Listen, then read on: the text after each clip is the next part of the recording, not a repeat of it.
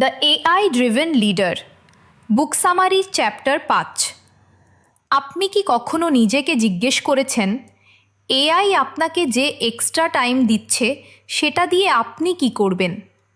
AI task automate করতে পারে, data analyse করতে পারে আর রুটিন প্রসেস সামলাতে পারে।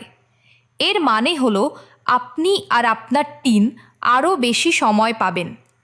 কিন্তু এখানেই আসল প্যাচটা। ফ্রি টাইম পেলেই অটোমেটিক্যালি সাকসেস আসে না।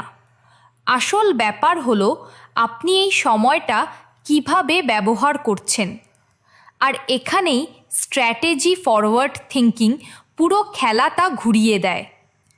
এর মূলে রয়েছে স্ট্র্যাটেজি।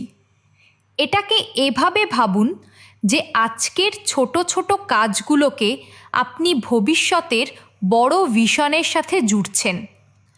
আপনার এখনকার প্রত্যেকটা ডিসিশন এমন হওয়া উচিত যা লং টার্ম গোলগুলোকে সাপোর্ট করবে, আবার শর্ট টার্মে রেজাল্টও দিবে। এই ফাউন্ডেশনটাই এক্সিকিউশনকে গাইড করে। সব কিছু করার বদলে আপনি শুধু সেই গুরুত্বপূর্ণ 20% কাজের উপর ফোকাস করেন যা 80% রেজাল্ট এনে দেয়। এটাই হলো প্যারেটো প্রিন্সিপাল ইন অ্যাকশন। তাহলে এআই এখানে কোথায় ফিট করে?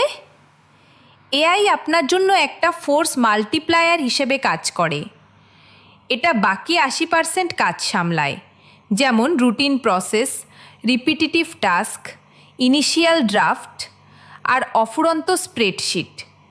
এর ফলে আপনার লোকেরা সেই সব কাজের জন্য ফ্রি হয়ে যায় যেগুলো সত্যিই গুরুত্বপূর্ণ, যেমন ক্রিয়েটিভিটি, রিলেশনশিপ আর কমপ্লেক্স প্রবলেম সলভ করা। চলুন দুজন লিডারের উদাহরণ দেখি। প্রথমজন হলেন একজন মার্কেটিং ডিরেক্টর, যিনি সোশ্যাল মিডিয়া পোস্ট আর ইমেল ক্যাম্পেইনের জন্য এআই ব্যবহার করেন। তিনি সময় বাঁচান ঠিকই, কিন্তু সেই সময়টা আরও বেশি রিপোর্ট আর মিটিং করে কাটিয়ে দেন। 6 মাস পর যে কম্পিটিটররা স্ট্র্যাটেজিক্যালি এআই ব্যবহার করেছিল তারা মার্কেট লিড করছে। তার টিম তখনও ডে টু ডে অপারেশনসের মধ্যেই আটকে আছে।